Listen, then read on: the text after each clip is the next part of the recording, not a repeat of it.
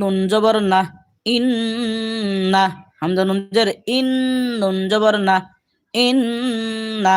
এখন এখানে একটা কায়দা দেখেন, আমরা পড়েছি নুনে মিমে তাসদিদে গুন্না করা ওয়াজিব। আমরা পড়েছি, আমাদের হুজুর আমাদেরকে পড়াইছেন, তাজবিদের কিতাবের মধ্যে আছে যে নুনে মিমে তাসদিদে গুন্না করা ওয়াজিব। এখানে দেখেন নুনের উপরে তাসদিদ, নুনে মিমে তাসদিদে গুন্না করা ওয়াজিব। এই কথার মানে হলো, এই কথার ব্যাখ্যা হলো দুইটা। এখানে দুইটা কথা একত্রিত বলেছেন বোঝার জন্য, শিক্ষার জন্য। দুইটা কথা একত্রিত কি করেছেন বলেছেন, যে দুইটা কথা কি, নুনে মিমে তাসদিদ গুন্না করা ওয়াজিব। এখানে দেখেন নুনে মিমে তাসদিদ গুন্না করা ওয়াজিব এর মানে হইলো যে কোনো নুনের উপরে যখন তাসদিদ হবে তখন ওই নুনটাকে আপনার গুন্না করা আপনার উপরে ওয়াজিব। কোনো মিমের উপরে যখন তাসদিদ হবে তখন ওই মিমটার উপর গুন্না করা আপনার উপর ওয়াজিব। এখানে দেখেন নুনের উপরে তাসদিদ হয়েছে, ওই নুনটাকে গুন্না করা আপনার উপর আমার উপর ওয়াজিব।